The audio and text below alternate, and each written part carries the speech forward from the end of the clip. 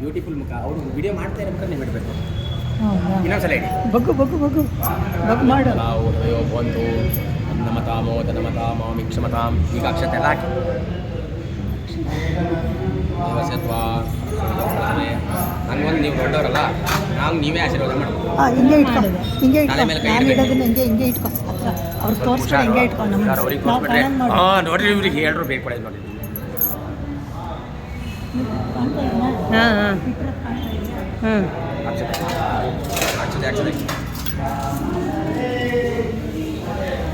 ಸ್ವಾಮಿ, ನಾವು ಆಶೀರ್ವಾದ ಮಾಡಿ.